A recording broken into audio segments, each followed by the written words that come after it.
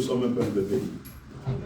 Ah, tu ne comprends pas. Oui, nous sommes un peuple béni. Amen. Nous sommes un peuple béni. Amen. Amen. Je vais vous parler sur l'esprit de la sagesse et de l'intelligence sur l'argent. L'esprit de la sagesse et de l'intelligence sur l'argent. Nous allons revenir sur le texte qu'on a lu dimanche passé. Matthieu chapitre 17, 24 à 27. Matthieu 17, 24 à 27. Je vais lire la parole du Seigneur.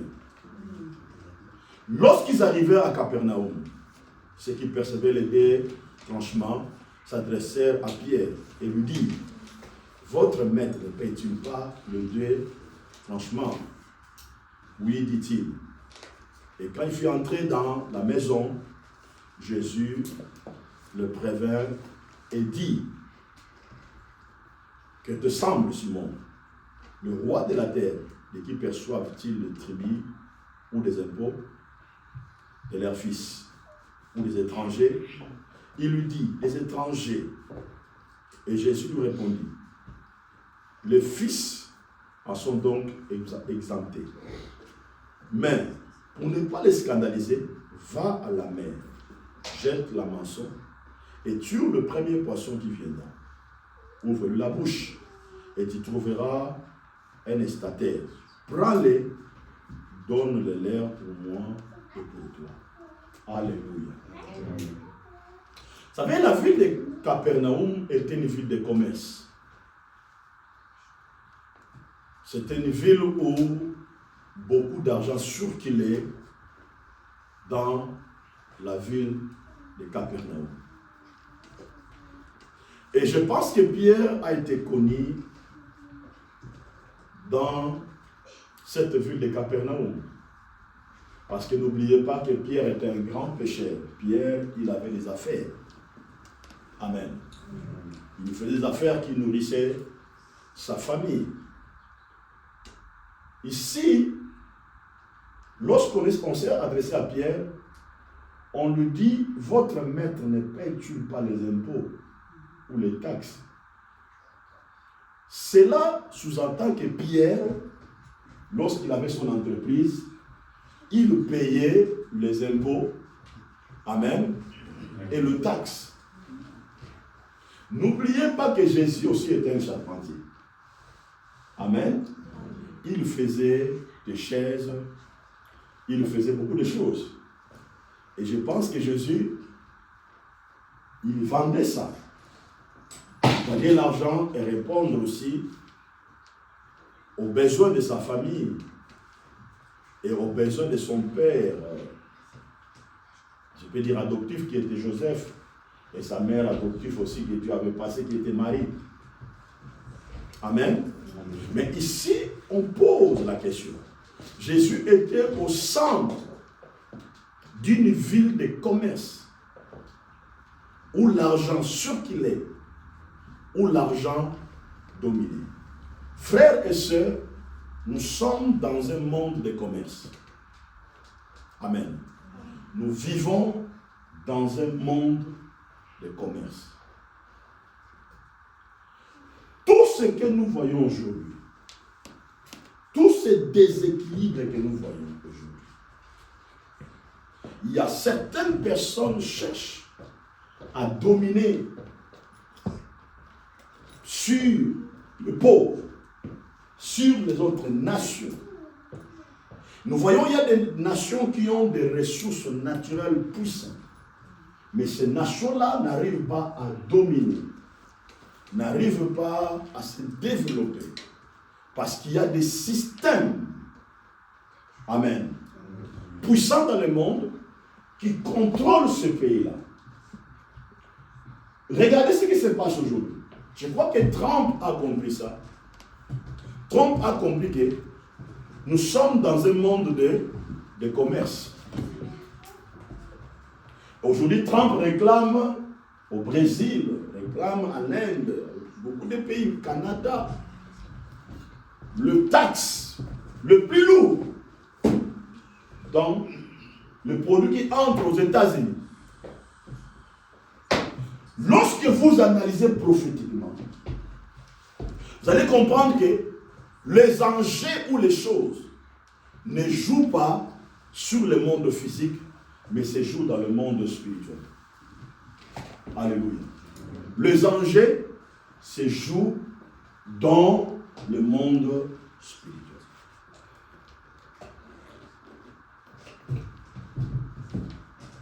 Lorsque je grandissais, je vis mon père mourir pauvre. Je vis mon père mourir pauvre. Cela m'avait beaucoup impacté. Et quand je connais Dieu, j'avais commencé à développer la mentalité de l'abondance ou de la bénédiction dans ma tête. Malgré que matériellement, j'avais rien. Amen. Mais j'avais commencé à développer la mentalité de la richesse en moi. En 1996, j'avais rencontré un homme en Angola. Cet homme-là avait gagné $1 million à l'époque. $1 million. Je me suis retrouvé en mission pour aller prêcher la parole. Comme d'habitude, là où on dormait, c'est moi qui faisais sortir l'argent pour payer la nourriture. Un matin, je partageais la parole du Seigneur. Je vis le frère sur le doigt. Je lui dis, pasteur, il a commencé à pleurer. Il m'a dit, pasteur, tu vois, moi, j'avais touché $1 million. $1 million. Mais aujourd'hui, je n'ai rien comme ça. Il m'a dit ceci, parce que si je t'avais connu depuis longtemps, parce que j'allais te bénir. Aujourd'hui, je suis dans le zéro, avec le paix que tu as. Tu nous nourris tous ici. Amen. Tu nous nourris tous ici. Je vis quelqu'un, un jeune comme ça, de Bandundu, toucher $400,000. À un certain moment, il se retrouve avec rien du tout.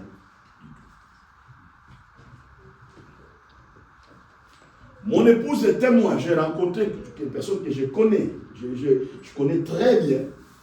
Cette personne-là gagnait au moins un salaire d'un ministre par mois. Mais aujourd'hui, la personne se retrouve dans le zéro. Parfois, c'est moi qui interviens pour ces besoins. En faisant l'analyse de toutes ces choses-là, j'ai compris que l'argent que nous touchons, nous voyons le papier, mais derrière ça, il y a des esprits. Derrière ça, il y a des forces. Dans l'argent, il y a ce qu'on appelle les énergies. Amen. C'est pour cela, si tu ne sais pas dominer l'argent, c'est l'argent qui va te gérer. Il va parfois te pousser vers les énergies négatives. Vous allez voir, il y a des gens, lorsqu'ils touchent l'argent, il y a une énergie qui le pousse à aller dépenser l'argent sur des choses inutiles. Mais pas sur des choses qui peuvent bâtir son avenir. Amen. Ce matin, j'aimerais aider l'Église. Je vous dis, depuis que j'étais en Angola, Dieu m'a beaucoup parlé. Dieu m'a beaucoup parlé. J'aimerais enseigner ça, éclairer l'Église sur ces principes. Écoutez mon frère, c'est la parole de Dieu est le fondement que Dieu nous donne, afin que par cette fondation, nous puissions construire la continuité des choses qui nous produira le miracle. Regardez, chaque parole que Dieu te donne, cette parole est comme un fondement, est comme une fondation que Dieu te donne. Amen. Maintenant, la parole que tu reçois doit te servir comme des outils de construire sur la fondation que Dieu t'a donnée, la continuité de ton avenir. Parce que si tu ne sais pas construire ton avenir sur le fondement de la parole que Dieu t'a donnée, tu iras nulle part. Je vais simplifier mon langage. J'aime toujours donner cet exemple. Il y a une femme dans la Bible, elle avait beaucoup d'argent. Beaucoup d'argent. Mais le problème, c'est quoi? Elle était malade. Vous comprenez? Pendant 12 ans, la Bible déclare, elle avait consulté le meilleur médecin de l'époque. Regardez, elle a gagné l'argent, beaucoup d'argent, mais le diable met la maladie dans son corps. Pourquoi le diable a mis la maladie? Afin que la maladie puisse épuiser tout l'argent que la femme avait gagné. Est-ce que vous comprenez? Elle avait beaucoup d'argent. Mais le diable vient quoi? Elle vient mettre la maladie. Et la maladie a fait quoi? La maladie a commencé à manger tout l'argent. Tout l'argent que la femme avait gagné. Tout l'argent. Durant au moins 12 ans. Cela veut dire, durant 12 ans, malgré qu'elle avait l'argent, elle n'a pas construit un projet immobilier. Elle n'a pas bâti des entreprises. Elle n'a bâti aucun projet d'avenir durant 12 ans. Beaucoup d'argent, mais le diable a fait quoi? Le diable a détruit sa vie. Le diable a mangé tout son argent. Et la Bible déclare, la situation a fait quoi? La situation a commencé à empirer. Jusqu'à aller perdre toute son économie. Jusqu'à aller tout perdre. Regardez, l'argent dont elle avait gagné dans la souffrance, dans le prêt, dans la douleur, tout l'argent était quoi? Tout l'argent était pas.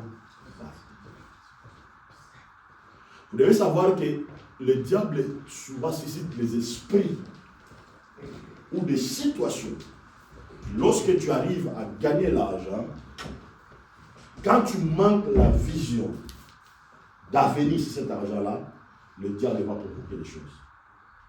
Mais regardez, la Bible déclare, la femme ayant entendu parler de Jésus, on lui a parlé de qui? De Christ. Lorsque la parole est entrée dans l'esprit de la femme, dans le cœur de la femme, elle a trouvé cette parole-là comme une fondation pour construire la continuité des choses qui changera son avenir. Seule, sans pasteur, sans apôtre, sans un prophète, il reçoit la parole comme une fondation. Il commence à faire quoi? À bâtir ça. Elle commence à dire, si je puis seulement toucher son vêtement, je serai guéri. Frère, ne dépend pas ta vie, ne donne pas ta vie entre les mains des prophètes, ou des pasteurs, ou des apôtres. Donne d'abord ta vie entre les mains de Dieu. Vous comprenez? Ne fais pas un prophète, un apôtre, ton Dieu. Fais d'abord la parole de Dieu comme la source pour bâtir ton avenir. Est-ce que vous comprenez? Parce qu'aujourd'hui, beaucoup de gens échouent. Au lieu de dépendre de la parole de Dieu, les gens veulent dépendre du pasteur.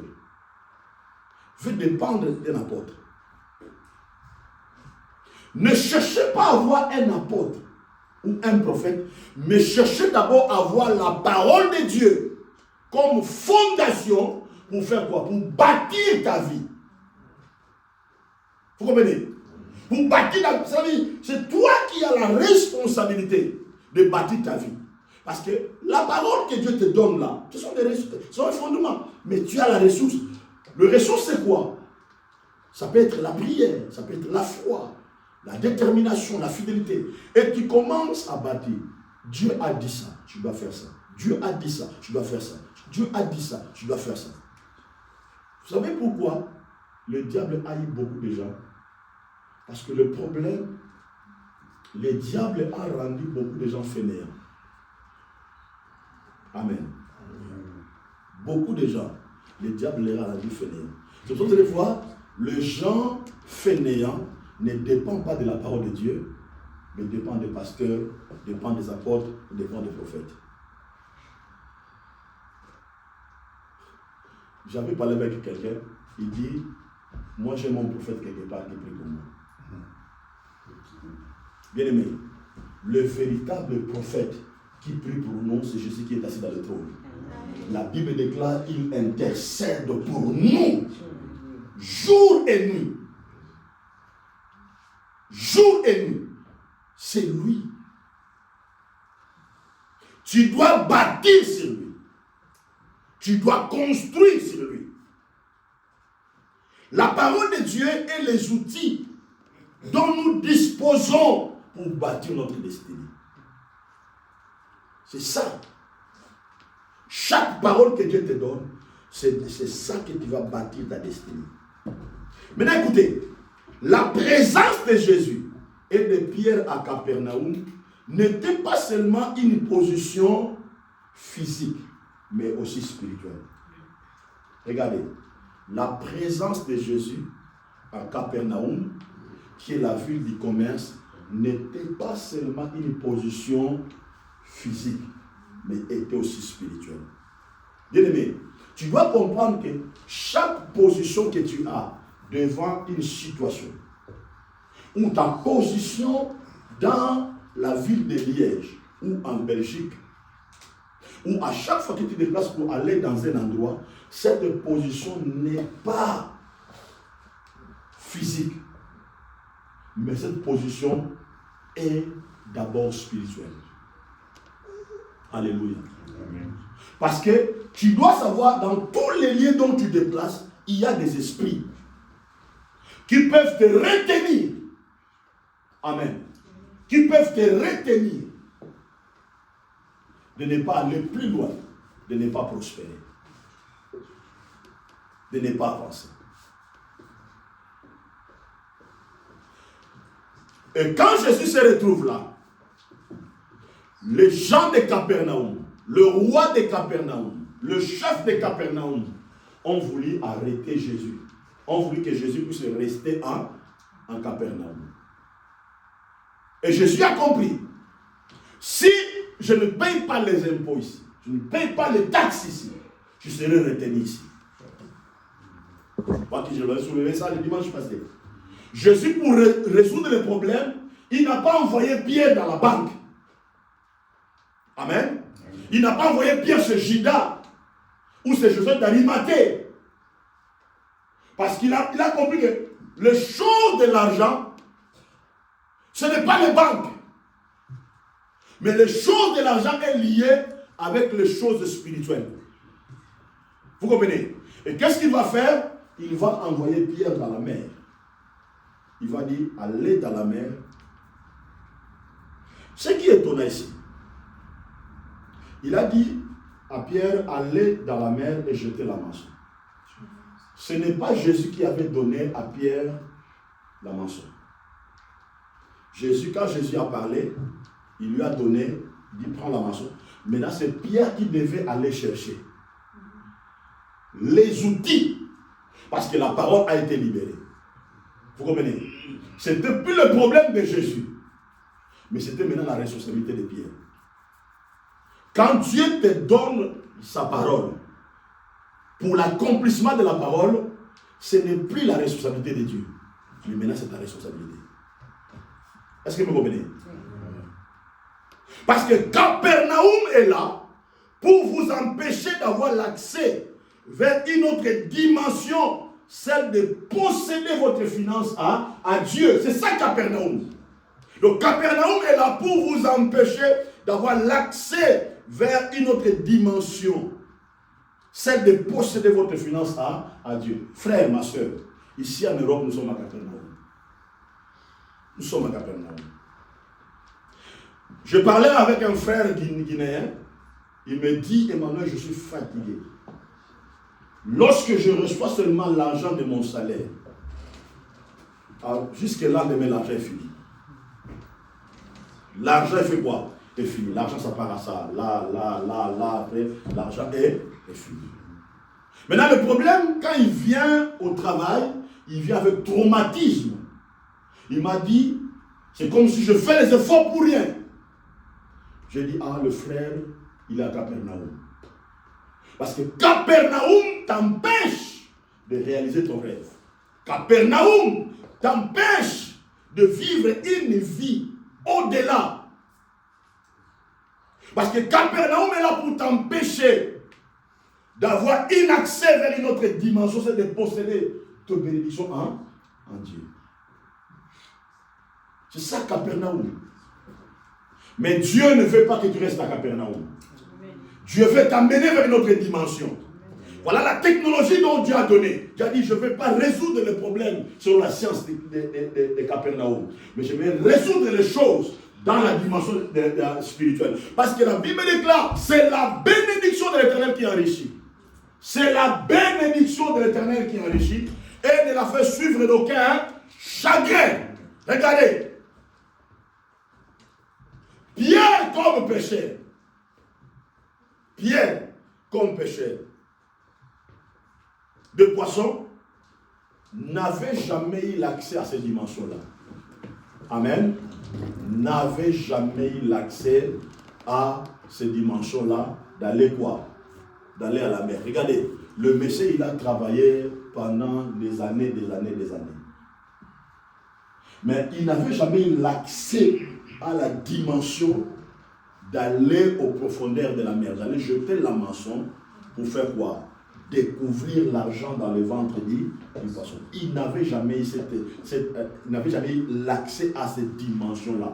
Bien aimé, la dimension que le monde ne peut pas te permettre d'avoir l'accès, Dieu a le pouvoir de t'amener à cette dimension-là. Les choses que tes parents n'avaient pas eu l'accès dans la dimension spirituelle, Dieu a le pouvoir de t'amener à cette dimension-là. Amen. Amen. Pierre, comme travailleur, il a travaillé des années, mais il n'avait jamais l'accès à cette dimension-là financière, de trouver l'argent dans le ventre du poisson. Je profite et je déclare, le temps est arrivé pour toi où Dieu t'amènera dans une dimension dont tu n'avais jamais eu l'accès avant. Cette dimension-là est ouverte pour toi. Cette dimension-là est ouverte pour toi. Cette dimension-là est ouverte pour toi. Cette dimension-là est ouverte pour toi. Cette dimension-là est ouverte pour toi. Pierre, il était dirigé vers les dimensions qui brisent la pauvreté. Alléluia. Parce que Jésus lui a dit, allez, prends l'argent, tu payeras pour moi et tu payeras pour toi. Alléluia. Donc c'est cet argent-là qui devait permettre à Pierre et à Jésus de sortir de Capernaum. Je prophétise, je déclare, Dieu te donnera l'argent qui te fera sortir de la pauvreté de Capernaum. Dieu te donnera l'argent qui te permettra de commencer à payer tes factures avec beaucoup de liberté parce que l'abondance de Dieu va couler dans ta vie. Alléluia. Dieu est capable même de payer tes dettes. Parce que la dimension de la mer, d'aller trouver l'argent dans les ventres de poissons, c'est une dimension qui brise des limites. C'est une dimension qui te ouvre des portes à l'abondance. Parce que Dieu ne veut jamais que tu puisses être retenu de Capernaum à cause des impôts et à cause des taxes. Dieu ne veut pas ça pour toi. Alléluia. Dieu ne veut pas ça pour toi. Amen. Écoutez.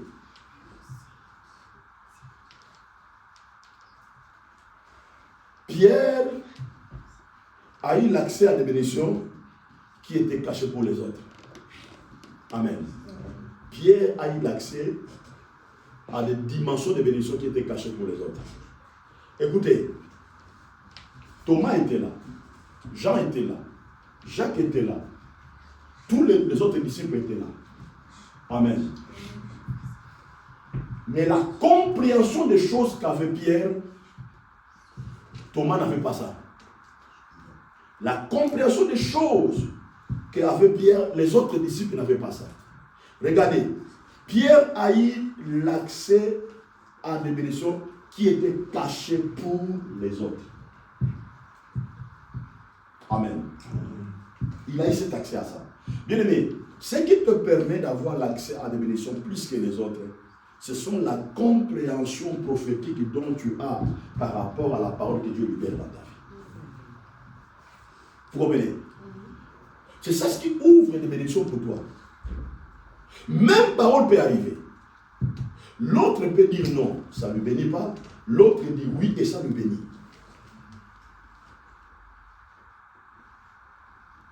Écoutez,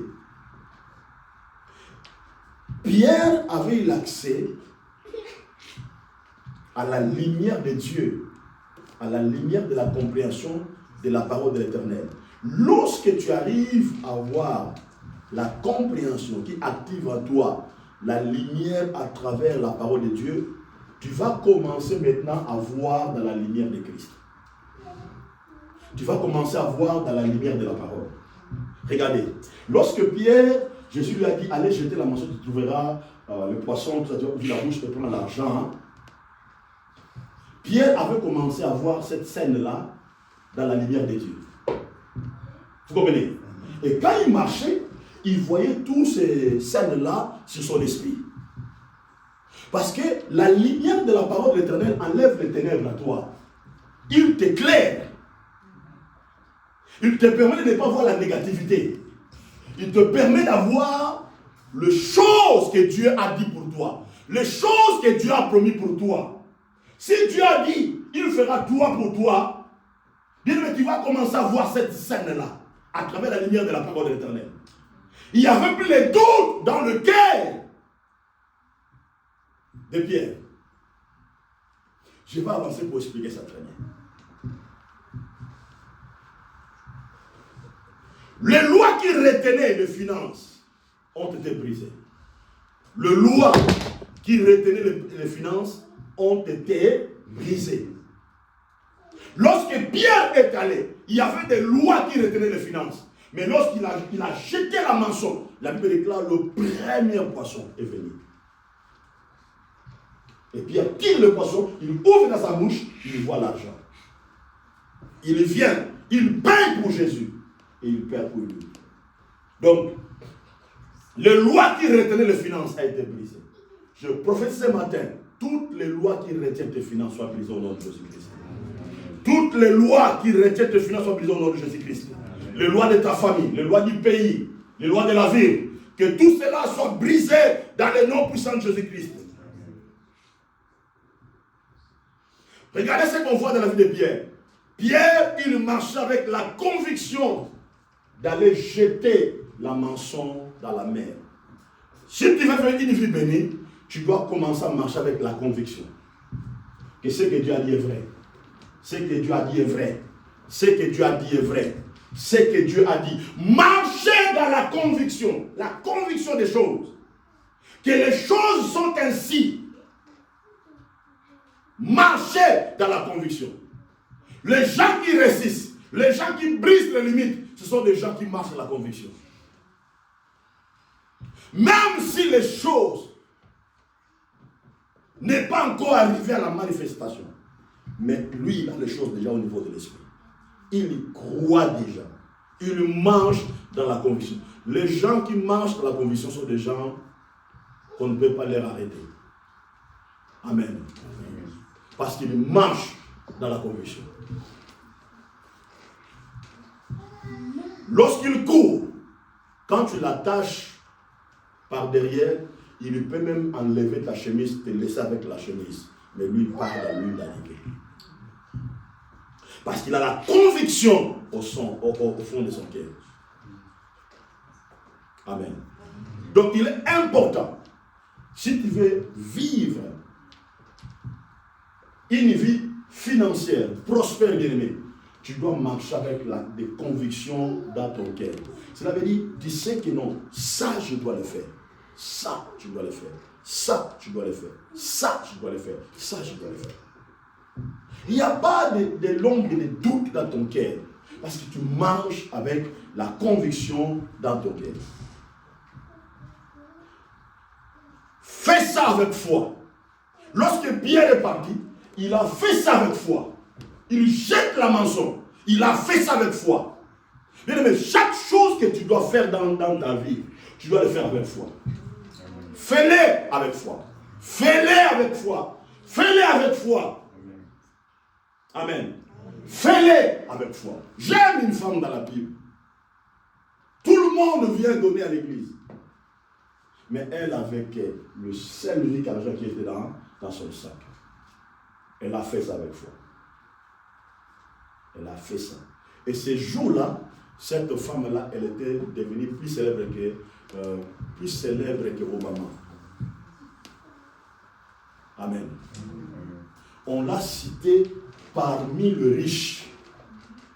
Jésus a dit, parmi tous ces gens qui ont donné ici, cette femme, il a donné plus que tout le monde. Personne n'a douté ce jour-là. Jésus a rendu cette femme-là riche au milieu des riches. Mais elle était considérée comme une femme pauvre. Bien aimé, la conviction peut te rendre riche. La conviction peut changer ton histoire. La conviction seulement. Avoir la conviction, avoir la foi. Chaque chose que tu dois faire, tu dois le faire avec foi. Fais-le avec foi. Fais-le avec foi. Pierre, il a jeté la mensonge avec foi. Il est allé avec foi. Pierre avait la capacité de saisir les opportunités spirituelles. Il a saisi les opportunités spirituelles. Beaucoup de gens échouent dans la vie parce qu'ils n'arrivent pas à saisir les opportunités spirituelles. Je peux vous donner plusieurs témoignages. Comment j'ai saisi les opportunités spirituelles pour changer ma vie. Amen.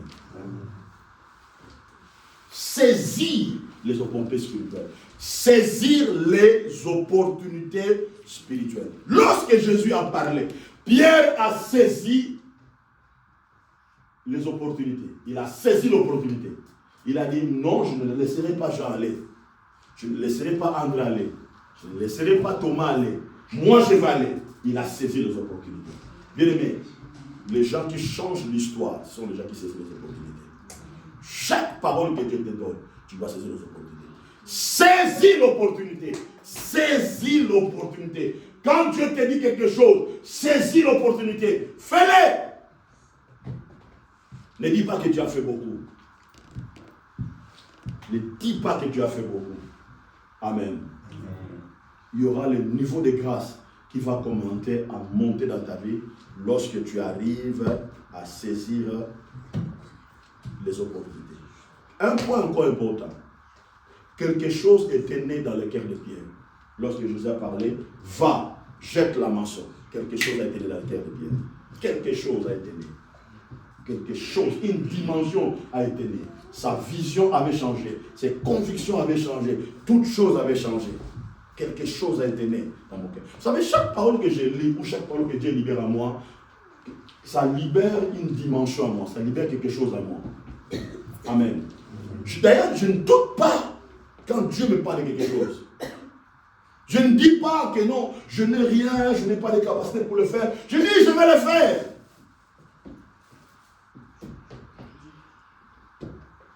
Le jour où, avant, je jeûnais ensemble avec des amis, et avec des frères, on jeûnait 7 jours, 14 jours. Quand je me suis marié, une fois j'ai dit au début, j'ai dit à mon épouse, on va jeûner pendant 21 jours. On a jeûné 21 jours. 40 jours, on a jeûné 40 jours. Je fais de longs mois de prière. Parfois, je faisais des veillées de 7 jours. Je me souviens un temps, je ne dormais plus dans le même lit avec mon épouse. J'étais dans notre chambre pour chercher la face de l'Éternel. Parce que quand Dieu parle, il y a quelque chose qui fait quoi? Qui naît dans le cœur, une lumière pour chercher la face de l'Éternel. Amen. Parce qu'écoutez, chaque semence que tu sèmes aujourd'hui, ça peut te servir comme une base de bénédiction pour 10 ans après, 20 ans après. Chaque semence que tu sèmes aujourd'hui, ça peut t'apporter une base de bénédiction pour 15 ans ou 20 ans. Quelque chose a été né. C'est pour ça que mais quand Dieu parle, il faut que quelque chose puisse naître dans ton cœur. L'enthousiasme, l'amour, la fidélité. Tu sens qu'il y a quelque chose qui bouge parce que Dieu a fait quoi? Dieu a parlé, Dieu a parlé, Dieu a parlé, Dieu a parlé, Dieu a parlé. Quand Dieu te donne, il te dit, donnez tes dîmes, donnez tes offrandes, prie, fais ça. Il faut que quelque chose doit être activé dans ton cœur. Tu es dans la joie parce que Dieu a fait quoi? Dieu a parlé. Une conviction, la foi. Une lumière est née au sein de ton cœur. Amen. Pour quelque chose. J'ai aimé aujourd'hui. J'ai aimé. Dimanche passé, Dieu m'avait montré quelque chose depuis que j'étais en Angola. On l'a appliqué dimanche passé. Ça a commencé à se mettre dimanche, tous les dimanches, tout ça. Dimanche, j'étais avec mon équipe. Mais j'ai aimé. Je parlais. Il y a eu 2 personnes qui ont obéi. Je vis le frère partout venir à l'église. Allez. Il dit non, pasteur, écoutez, je vais aller chercher une sœur, le ramener à l'église. David, il est arrivé à l'heure parce qu'il avait dit, je vous autorise plus de venir en retard à l'église. Je dis, je vous autorise plus. Parce que c'est le Fils qui a accompli la volonté d'un Père. Vous comprenez? C'est le Fils qui a accompli la vision d'un Père. Je dis, je vais voir maintenant, tous les mois, vos dîmes dans l'église. Mais j'ai aimé, je parlais, je savais que quelque chose était né dans leur cœur. Ils sont arrivés à l'air à l'église, tout ça. Et ça m'a fait quoi? Ça m'a encore motivé. Donc, quand Dieu parle, il faut que quelque chose naisse dans nos cœurs. Il faut que quelque chose naisse dans nos cœurs. Parce que quand Dieu ne parle, quand Dieu vous parle, et que quelque chose ne naît pas dans votre cœur, c'est un problème. Amen. Écoutez, lorsque un enfant, il est bébé, l'enfant se développe à partir du sein de sa mère. Je répète, lorsque un enfant est bébé, un enfant se développe à partir du sein de sa mère. Cela veut dire, une relation doit se créer entre l'enfant et sa maman, à travers le sein.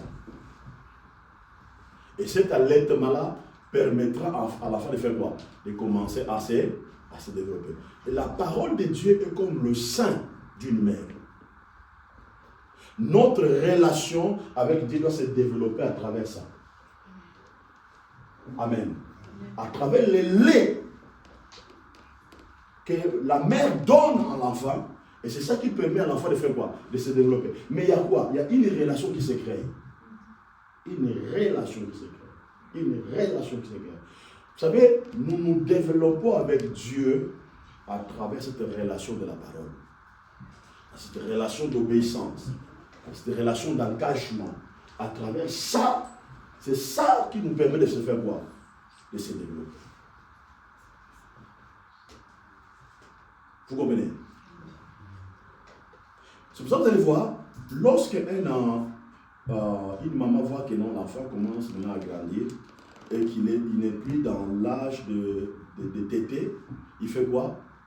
Il va lui couper le sein pour faire quoi? Lui donner encore l'autre nourriture. Maintenant, la relation fait quoi? La relation change. La relation ne devient plus une relation de sein, mais ça devient maintenant la relation de la nourriture. La maman fait quoi? Il le prépare. Maintenant, le problème, c'est quoi? Il faut que l'enfant ouvre sa bouche pour faire quoi? Pour manger. C'est ça aussi dans la dimension spirituelle, c'est qui se crée. Il y a des dimensions qui font quoi? Qui nous développent, qui nous développent, qui nous développent.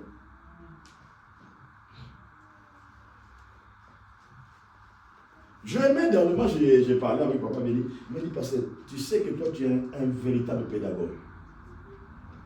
Quand tu enseignes, je vois, c'est la pédagogie. Tu nous enseignes des choses, en fait, que nous puissions arriver à comprendre certaines choses. Mais il m'a posé la question. Il m'a dit, est-ce que nous tous, est-ce qu'on comprend les choses que vraiment que tu nous dis? Ça m'a interpellé.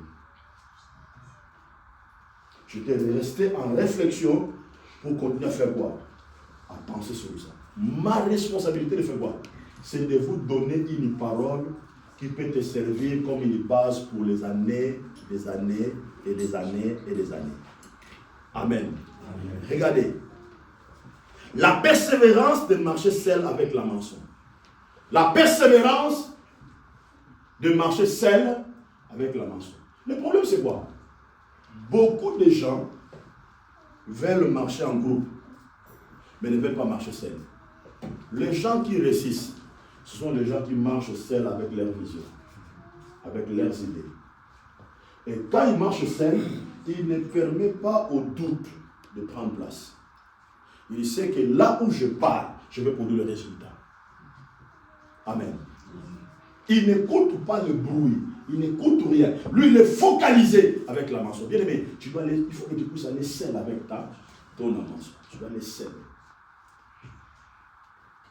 C'est pour ça que vous allez voir, moi et mon épouse, quand on fait les choses souvent pour Dieu, j'ai aimé, elle ne m'a jamais demandé, oh non, donnez-moi l'argent que je vais donner à la contribution. Non, elle fait ces choses pour elle.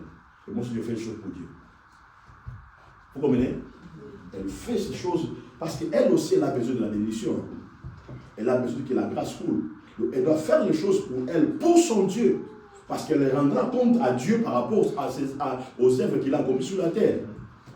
Et moi aussi, de mon côté, j'ai ma responsabilité. C'est pour cela, moi, je donne mes dîmes. Elle aussi, elle donne ses dîmes. Amen. Elle donne ses dîmes. Parce que je sais que c'est sa responsabilité. Et je sais, dans notre couple, certaines grâces qui ont été activées, ce n'est pas seulement moi qui l'avais activée. Mais c'est parfois elle aussi, elle avait activé ça par rapport à ses sacrifices. Amen. Par rapport à ses sacrifices. Et on a compris ça, et on continue à l'appliquer. Donc, bien aimé, vous devez persévérer seul avec la mensonge. Pour agir dans le temps, vous devez activer votre énergie venant tout droit de tes décisions.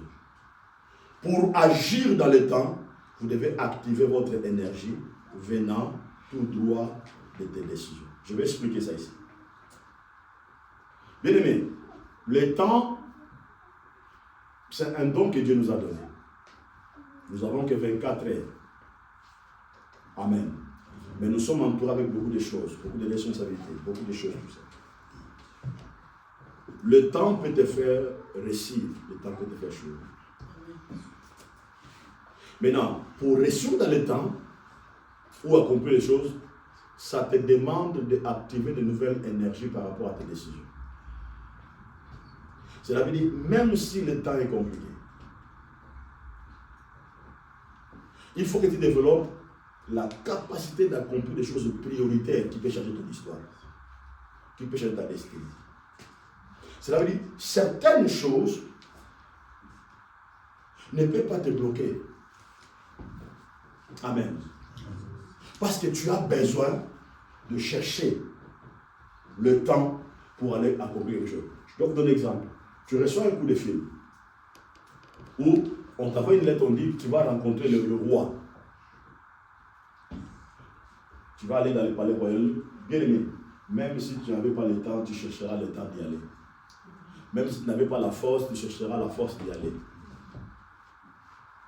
Amen. Parce que tu vois quoi? Tu vois une opportunité. Donc, cherchez à avoir une énergie pour accomplir des choses. Et agir dans le temps.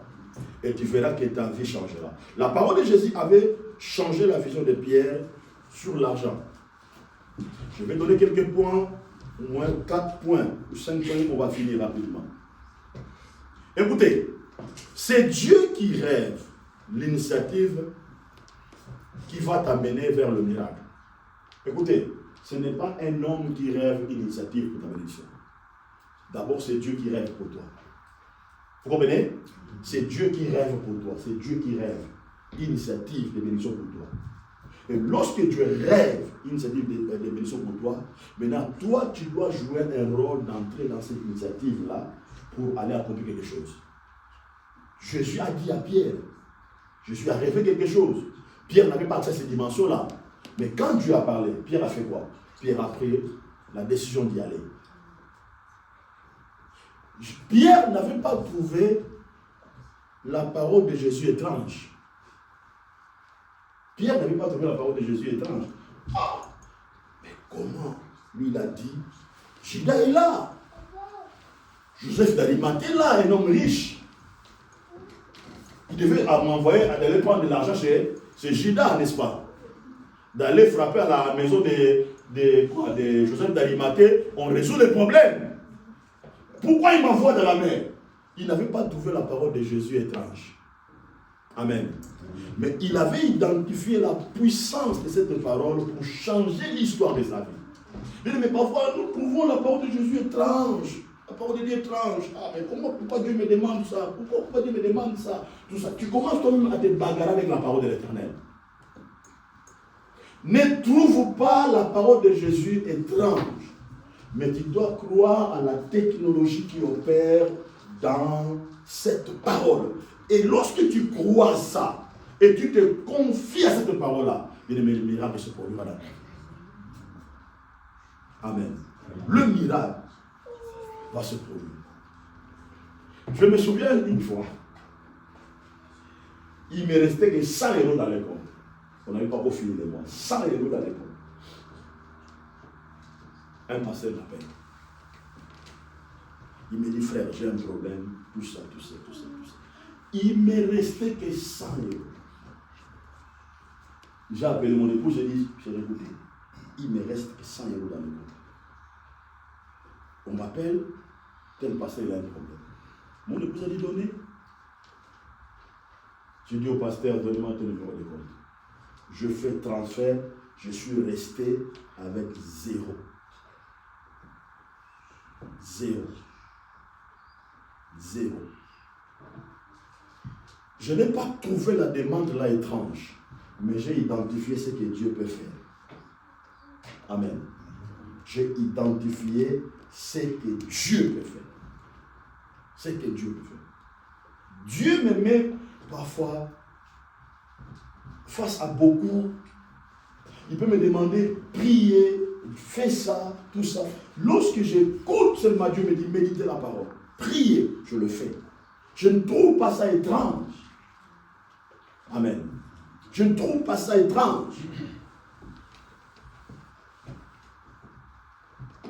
Un esprit de travailler ensemble avec Jésus était activé dans le cœur de Pierre, car la parole de Dieu a été donnée. Un esprit de travailler ensemble avec Jésus a été né dans le cœur de Pierre. Jésus a fait quoi? Jésus a parlé. Il a dit quoi? Vas-y. Mais regardez, un esprit de travailler en collaboration, en partenariat, était né avec qui? Avec dans le cœur des frères, sœurs. Ça c'est très important. Lorsque Dieu te donne la parole, travaillez en partenariat avec Jésus. Travaillez en partenariat avec Dieu. C'est-à-dire, tu dois chercher à créer une connexion, une relation avec Dieu. Regardez, la femme qui voulait ça, elle a dit quoi? Si je puis seulement toucher ses vêtements, je serai guéri. Elle a créé un système de partenariat, travailler ensemble. Quand tu travailles ensemble avec Jésus, avec la parole que Dieu t'a libérée, tu verras les miracles. C'est pour cela, quand tu fais des affaires, travaille ça en partenariat avec Jésus. Quand tu travailles, fais en partenariat avec Jésus. Ta maison, tout ça, fais ça en partenariat avec qui? Avec Jésus. Fais-les ensemble. Parce que quelque chose que tu fais ensemble avec Dieu ne peut jamais échouer. Ne peut jamais échouer. Ne peut jamais échouer. Ne peut jamais échouer. Travailler en partenariat. Travailler en partenariat. Travailler en partenariat. C'est pour ça que vous allez voir les grandes entreprises du monde aujourd'hui, ils ont compris ça. Il y a des entreprises qui travaillent en partenariat. Il y avait Renault et Nissan. Renault, Nissan avait des problèmes. Renault aussi avait des problèmes. Ils ont compris que non.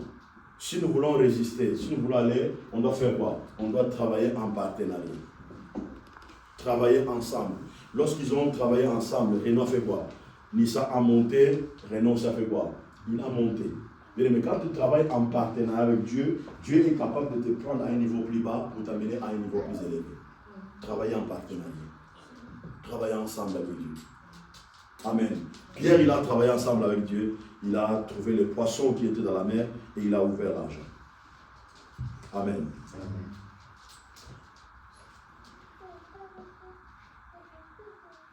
Dans l'argent, il y a des puissances qui agissent activement pour imposer leur volonté dans le monde. Créer de nouvelles idées, faire sa volonté, construire dans ce que Dieu a dit. Jésus, il a dit à Pierre, et Pierre a dit, laissez-moi le faire cela. Ça c'est très, très important. Regardez. Jésus a dit à Pierre, va, jeter la maçon. Suis-moi très bien ici. Va, jette la maçon. Je crois que Pierre a dit, laissez-moi le faire ça. Laissez-moi le faire ça. N'envoie pas Thomas, n'envoie pas André, n'envoie pas Jean, mais laissez-moi le faire ça. Laissez-moi aller faire ça. Laissez-moi aller faire ça. Bien, mais quand Dieu te parle, quand il te dit quelque chose, tu dois dire à Dieu, laissez-moi le faire ça. C'est comme Esaïe. Dieu a dit, je cherche un homme, qui enverrai-je? Esaïe a dit, mais voici, envoie-moi. Moi, je vais aller faire ça. C'est comme Jésus. Dieu disait, je cherche, qui enverrai-je? Jésus a dit, laisse-moi le faire ça. Je vais accomplir cette mission-là. Laissez-moi aller faire ça. Quand Dieu parle à l'église bien-aimée, tu peux prendre l'engagement de dire, laissez-moi aller faire ça. C'est moi qui vais aller jeter la maçon. C'est moi qui vais aller faire ça. Et quand tu pars avec cette dimension-là, quand tu dis seulement ça, regardez, il y a une dimension qui va t'accompagner. Regardez bien. Quand Pierre a dit, je vais aller jeter la maçon, il y a une dimension du royaume qui était descendue. Pierre, il marchait avec la dimension du royaume. Le ténèbre, l'esprit de la pauvreté n'avait plus le pouvoir parce qu'il y avait une conviction, une détermination venant de Pierre pour aller faire quoi? Pour aller faire ça. Laissez-moi faire ça. Parce que tu as parlé, laissez-moi faire ça. Parce que tu as dit, laissez-moi faire ça. Faire la volonté de Dieu. Construire de ce que Dieu a dit. Laissez-moi aller faire ça. Une nouvelle force de fer était activée dans le cœur de Pierre. Une nouvelle force de Pierre était activée. La responsabilité de faire les choses bien était activée dans le cœur de Pierre. Bien aimé, nous devons activer à nous la responsabilité de faire les choses bien dans notre maison et dans l'église. Amen. La responsabilité de faire les choses bien dans notre maison et dans l'église. Ça, c'est très important. Lorsque tu dis, je vais aller faire ça, tu dois activer à toi la responsabilité de faire les choses bien dans la maison et dans l'église. Ça fait des années, ça restera toujours comme ainsi dans ma vie. J'ai toujours développé en moi la responsabilité de faire les choses bien dans ma maison et dans l'église. Amen. Amen.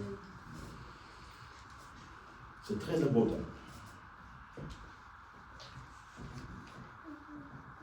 Depuis que je suis marié avec mon épouse, elle n'a jamais entendu que je puisse déplacer un mot contre elle.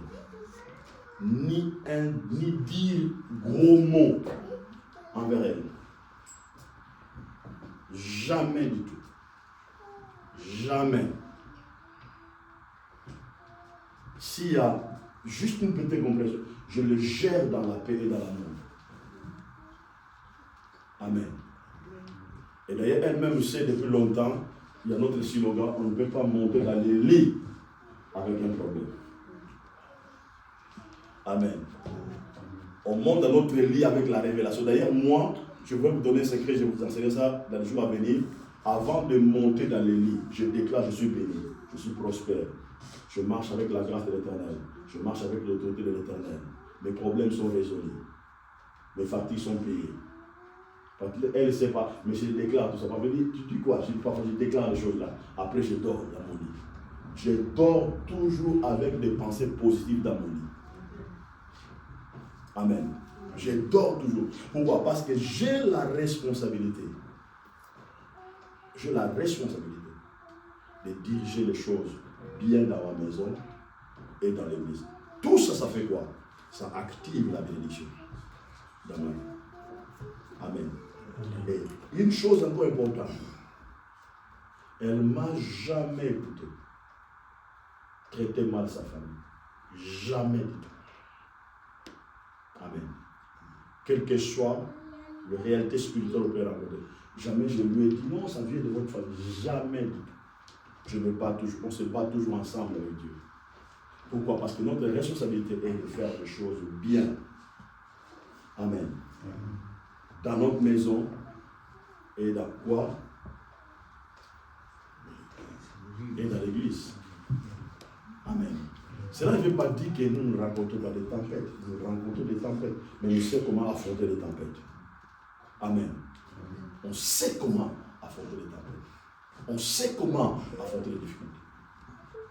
On sait comment affronter les accusations de l'ennemi. Parce que l'ennemi ne vous laissera pas tranquille. Il viendra vous accuser. Il dira des mensonges contre vous. Mais on sait comment affronter ces choses-là. On sait comment affronter ces réalités-là. Amen. On sait comment affronter ce genre. Deux points, je termine. L'amour de faire ce que Dieu a dit, c'est très important. Ne considérez plus l'argent comme quelque chose de visible, mais comme quelque chose de spirituel. C'est Dieu qui rêve l'initiative qui va t'amener vers le miracle. Amen. Ça, ce sont des choses importantes que nous devons mettre. Dieu m'avait seulement dit aujourd'hui de faire tous ces rappels-là pour essayer de révéler quelque chose dans votre esprit. Amen. Parce que Dieu, il veut nous bénir vraiment financièrement, mais il veut que nous puissions marcher dans la sagesse et dans l'intelligence de Dieu. Amen. Je bénis Dieu. Il y a un homme de Dieu qui m'a téléphoné, de Liège, il m'a téléphoné. Il témoignait de moi vers un autre homme de Dieu. Il dit, moi j'apprécie beaucoup le pasteur. C'est vraiment un homme humble. C'est vraiment un homme tout ça. Il a dit, ça fait des années que je le connais. Il a dit, j'ai beaucoup de la considération. J'ai appris beaucoup de choses, tout ça. C'est seulement avec sa façon d'être. Il dit, je n'ai jamais senti l'orgueil dans la vie de cet homme. Il témoignait, il me disait ça, j'écoutais seulement tout ça. Il dit, c'est le témoignage que j'ai témoigné vers un autre homme de Dieu pour toi. Je dis, ah, frère, merci beaucoup. Amen. Je dis, merci beaucoup. Si on a quand même des gens comme vous qui témoignent, malgré les attaques parfois on reçoit, les combats qu'on reçoit, je dis, ce n'est pas tout le monde qui nous admire. Toi, tu peux m'admirer, mais l'autre personne ne peut pas. Amen. Mais j'ai dit, quand on a de telles personnes comme vous, il m'a dit, frère, c'est vraiment important que je te dise ça. Pourquoi? Je lui ai parlé de cet enseignement que je vous ai enseigné dimanche passé, et le point que je vais enseigner aujourd'hui. Il m'a dit, pasteur, on en a besoin dans notre église. Il faut que tu viennes nous enseigner ça. Parce que c'est vraiment important. Ce que tu dis là, c'est la révélation approfondie pour nous. Que Dieu vous bénisse.